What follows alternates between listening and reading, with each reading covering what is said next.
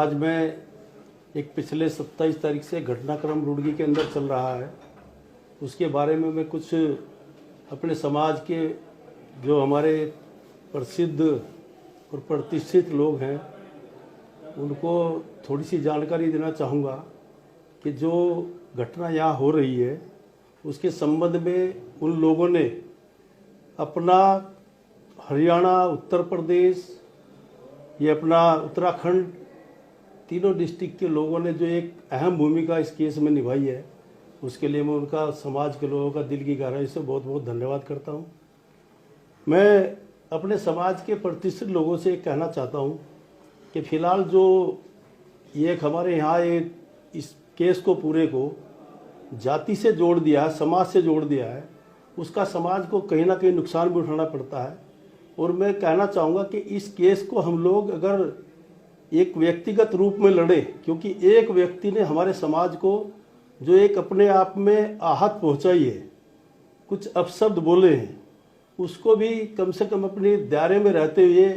और अपना मान सम्मान देखते हुए किस पद पर वो बैठे हैं, अपने पद की गरिमा के अनुरूप वो शोभा नहीं देता है।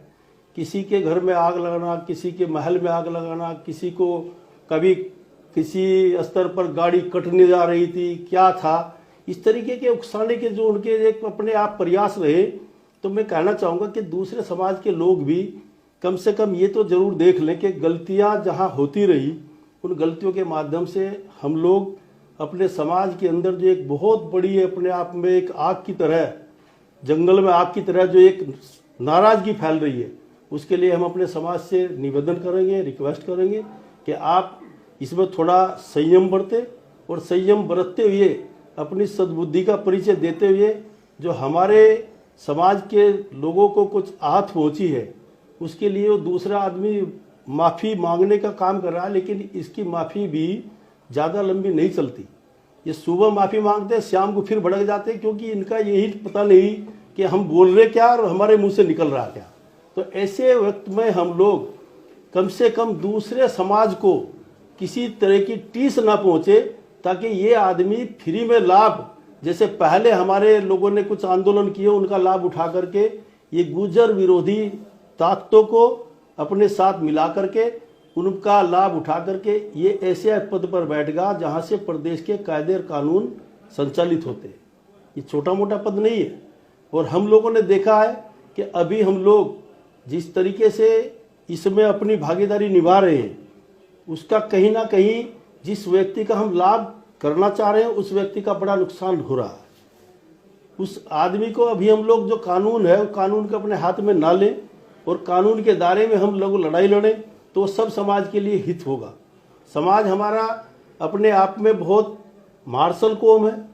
इसको समझाना भी भारी है और इसको उकसाना भी भारी है। अभी ये उकसा हुए लोग हैं, तो उस उकसा हुए लोगों को थोड़ा बहुत कहीं ना कहीं जवाब देकर ही ये अपने उस जो इनका एक अंदर की आग है, उस आग को बुझाने का काम कर रहे हैं। और मैं आपसे रिक्वेस्ट करता हूं कि जब भी आप लोगों को, हम लोगों को आपकी ज़रूरत पड़ी, तो आप लोग एक नहीं अनेक और हजारों हजारों की संख्या में नहीं, लाखों की संख्या में अपने साधन से, अपने खर्चे से, अपने प्राणों की आहुति देने के लिए तैयार हो जाते हैं। इसके लिए मैं आपके पूरे के पूरे समाज का दिल की गहराइयों से बहुत बहुत धन्यवाद करता हूँ।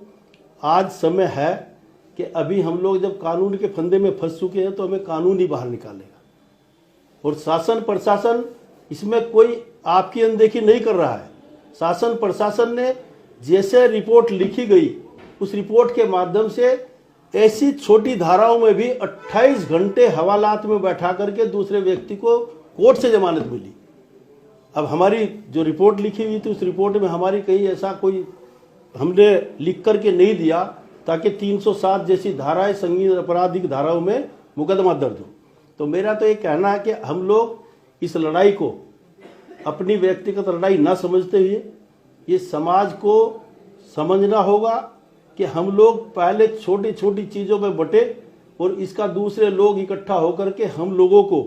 एक बहुत बड़ा राजनीतिक नुकसान देते हैं। हम उन सभी भाइयों से निवेदन करते हैं कि आप लोग कम से कम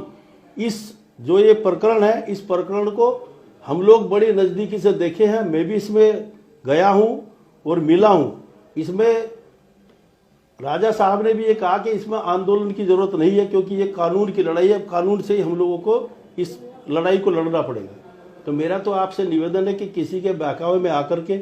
आप लोग अपना कीमती समय और अपनी शक्ति का दुरुपयोग ना करें।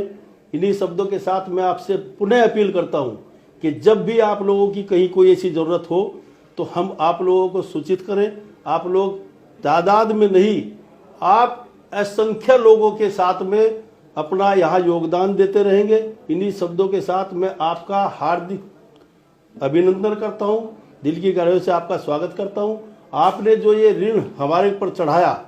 हम भी कभी ना कभी आपके इस ऋण का कहीं ना कहीं ब्याज के रूप में चुकाने का काम करेंगे। और ये समाज, हमारा जो समाज है, इसको हम दूसरे लोगों से भी कहना चाहते हैं कि ये जिसके साथ खड़ा होता है, ये दिल के तार जोड़ करके खड़ा होता है, किसी को धोखा नहीं देता। तो मैं तो आज रुड़की के अंदर हमारी कहीं ना कहीं जो अपने आप में एक समाज में छवि कहीं धूमिल हुई है, उसमें अब हम लोगों को सोच समझ करके निर्णय लेना होगा कि हम इस धूमिल छवि को कैसे कानून के रास्ते से साफ करें, ताकि जो लोगों में द्वेष की भावना है, हमारे प्रति नफरत की भावना है, उस भावनाओं को हम अपनी तरफ कैसे करें। हम सब समाज को साथ लेकर के ये लड़ाई लड़ेंगे। सब समाज हमारी साथ है, सब प्रशासन हमारी साथ है। कहीं कोई शासन प्रशासन की कोई गलती हो तो हम उसको इकट्ठा होकर के बाद में करें, पहले हम व्यक्तिगत रूप से उसमें बात कर सकते हैं। आपके भाई यहाँ इस ओहदे पर हैं कि आपको किसी भी स्तर में बात करने के लिए सबसे पहले शासन प्रशासन, वो किसी की ज़रूरत बड़े नेता की या किसी और की नहीं होती, आप डायरेक्ट बात कर सकते हैं। तो मेरा तो आपसे निवेदन है कि हम लोग इस लड़ाई को लड़ने में थोड़ा लेट हो गए। जिस दिन ये लोग हवालात में थे तब हम इस तादाद में इकट्ठा होते तो शायद कुछ निर्णय हो सकता था। अब जब हम लोगों को जेल में कानून के धाराओं में जेल की सलाखों के पीछे चले गए, तो अब इसमें हमारा न्यायिक जो एक क्षेत्र है, न्यायिक क्षेत्र से ही हम लोग कानून के तरीके से उससे बाहर आने का काम करेंगे। और हम लोग जो ये अभी हम लोगों को उकसा करके कुछ छोटे मोटे आंदोलन के रूप में जो लोग कार्य कर रहे हैं, मेरा उन लोगों से हाथ जोड़ करके निवेदन है कि इसमें हम अपनी शक्ति का दुरुपयोग ना करें, शक्ति को संयम से रखें, ताकि ये हमारे वक्त पर समय पर काम आए। आप लोगों का, गुर्जर समाज का मैं दिल की गहराई से फिर बहुत बहुत धन्यवाद करता हूं कि आप बिना कहे, बिना सुने, पंचायत स्थगित होने के बाद भी आप इतनी तादाद में आए। मैं आप लोगों का बहुत बहुत स्वागत करता हूं। धन्यवाद।